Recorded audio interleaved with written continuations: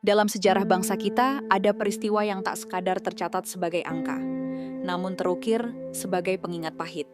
Sebuah tragedi yang mengungkap kerapuhan sistem, fatalnya miskomunikasi, dan harga mahal dari kelalaian. Hari ini, kita akan membuka kembali lembaran kelam di tengah hiruk-pikuk Jakarta tahun 1990, sebuah tragedi yang selamanya akan dikenang sebagai tragedi Bintaro. Senin pagi, 19 Oktober 1987. Jakarta, sebuah kota yang selalu berdenyut, memulai harinya seperti biasa. Di jalur kereta api, dua denyut kehidupan bergerak berlawanan arah. KA 225, sebuah kereta ekonomi yang syarat penumpang, melaju dari Rangkas Bitung menuju Jakarta Kota. Sementara KA 220 Patas Merak bergerak dari Tanah Abang menuju Rangkas Bitung. Tak ada yang tahu mereka sedang melaju menuju satu titik temu yang tak terhindarkan di Bintaro. Kondisi sistem perkeretaapian era itu, kerapuhan di atas rel tunggal. Mari kita pahami sejenak lanskap perkeretaapian saat itu. Jalur Jakarta Merak, sebuah arteri vital, beroperasi dengan sistem jalur tunggal. Ini berarti pergerakan kereta sepenuhnya bergantung pada koordinasi manusia. Para petugas stasiun adalah kunci utama, mengandalkan komunikasi manual melalui radio dan sinyal bendera untuk memastikan setiap kereta berada di tempat yang semestinya. Tidak ada sinyal digital atau sistem kontrol terpusat yang canggih, sebuah tarian presisi yang sangat rentan terhadap kesalahan manusia. Di stasiun Sudimara, Tangerang Selatan, seorang petugas sinyal bernama Suparman berada di garis depan tanggung jawab ini. Karena miskomunikasi dan kurangnya informasi mengenai posisi kereta lain, ia memberi izin KA 225 untuk melanjutkan perjalanan menuju Kebayoran, meyakini jalur sudah aman. Namun pada saat yang sama, KA 220 sudah melaju dari Kebayoran menuju Sudimara, di jalur yang sama persis. Pukul 07.15 pagi, di Pondok Betung, Bintaro, waktu seolah berhenti. Kedua kereta bertabrakan langsung dengan kecepatan tinggi. Dampaknya sungguh dahsyat. Gerbong depan hancur lebur, penumpang terlempar, dan ratusan lainnya terjebak di antara puing-puing baja yang mengerikan.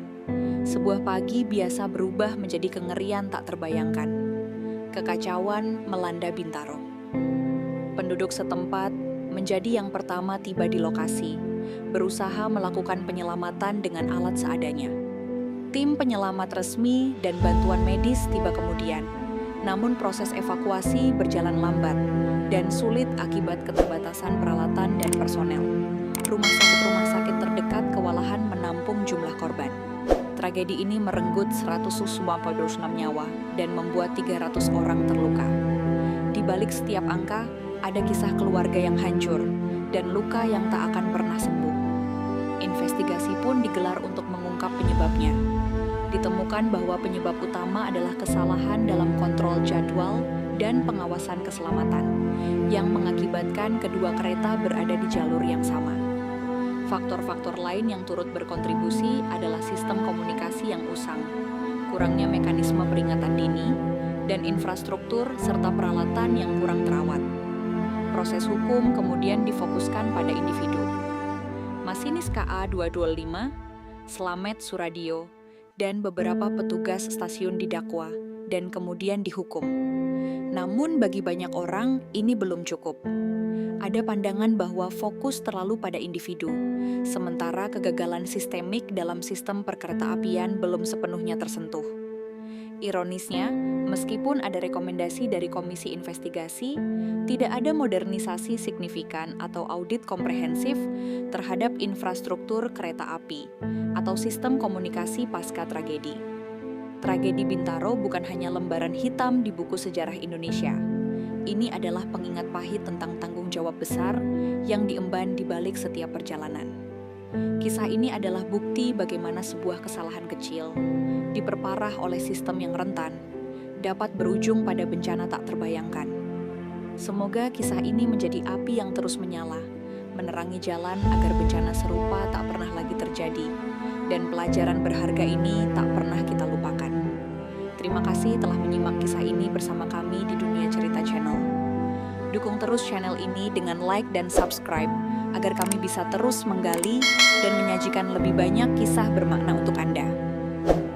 Sampai jumpa di perjalanan cerita berikutnya.